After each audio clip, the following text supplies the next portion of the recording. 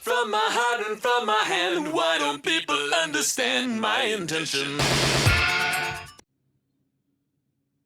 Oh, that's disappointing.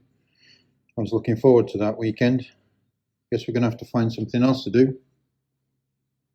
So a bit of a change of plan, given the developments with the COVID-19 outbreak. We were planning on going to the Brooklands mini event this weekend, but that's now been postponed. So we've got some time on our hands. So we're going to start to clean up the engine a little bit, paint it, and also bolt on some of these nice CNC blue bits.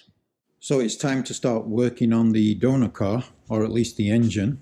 You can already see I've started to replace things like the brake cylinder, as this one was cracked. The next job is actually to replace the oil breather, because this is really badly corroded.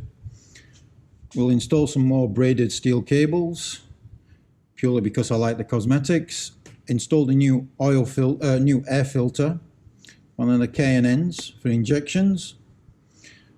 And then we'll start to work on this area here. As you know, on SPI engines, there's a lot of hoses and cables in this particular area.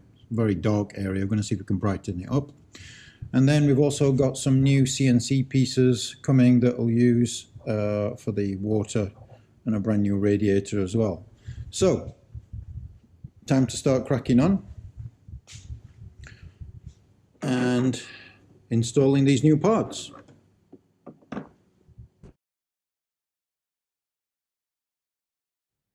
Had to start by removing the brake reservoir to get to the oil breather, and also remove the rocker cover so I could fit the braided hoses. I had some fitment issues with the breather on this automatic. There's not a lot of space on the SPIs or the injection models in general when trying to fit new breathers. The ones that are sold by Smithy's Bits, although they do two different designs, doesn't really fit because it doesn't clear the brake reservoir. So I tried a couple of options, both the vertical one and then the horizontal one, but there was still some interference because the necks are not quite long enough to clear the bell housing. You can see all three of them here. The black one on the end is the original one that was really corroded, but I couldn't get the other two to fit. So it looks like I'm going to have to clean up the black one, and hopefully there are no pinholes from the brake fluid that had been leaking onto it, and probably just repaint it and install it. So just removing the hose assembly, the heater control and the thermostat. I don't know if you can see this, but this is pretty much frozen up, just not working, so good that I'm replacing it. Okay, that's that small job done. As you can see, I've replaced some of the hoses with braided. I've put on these new CNC pieces and replaced one of the hoses.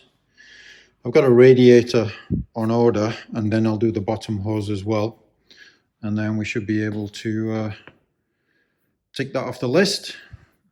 When we remove the engine, obviously we'll paint the rest of the engine and check some of the elements, but for the moment I think that small job is done.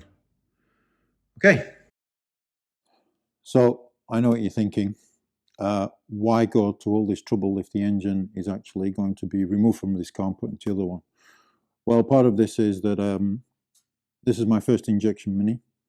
There's a hell of a lot more cables and hoses going on here, so I wanted to familiarize myself where these all are actually going. And also I found I had some spare time on my hands, so I'm just utilizing that. It's also to check some of the fitment issues. As you saw, I had a problem with the oil breather on the other side, and I just want to make sure that everything fits correctly. So we wait for the new radiator, we'll fit the bottom hoses.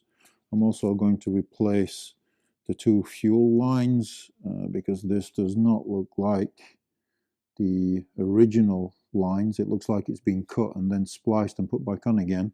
And I noticed there's also some crimping on this side as well, which is also not good. probably starving the engine a little bit.